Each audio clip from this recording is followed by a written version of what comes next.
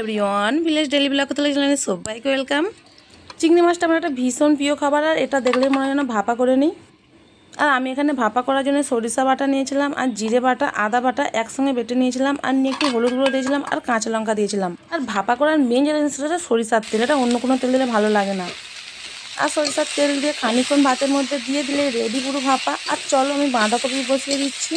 আর বাঁধাকপিটা করবো আজকে একটু চিংড়ি মাছ দিয়ে, চিংড়ি মাছ না দিলে বাঁধাকপি ঠিক শুধু ভালো লাগে না, তাই চিংড়ি মাছ দিয়ে বাঁধাকপিটা যে করে নেবো।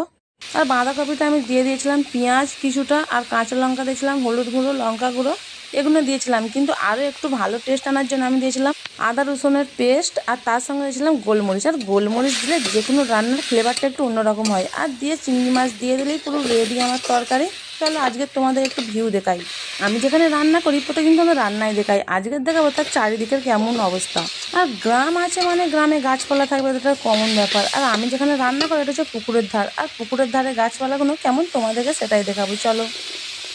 আর গাছপালাগুলো দেখে তোমরা অবশ্যই জানাবে যে কেমন লাগছিলো দেখতে। দেখো, এই হচ্ছে যে আমাদের পুকুরের ধার, আর এই পুকুরের ধারেই আমার রান্নাঘরটা। আর নেক্সট টাইম তোরা যদি বেশি ভিউটা দেখো আমাকে অবশ্যই জানাবেন। টাটা।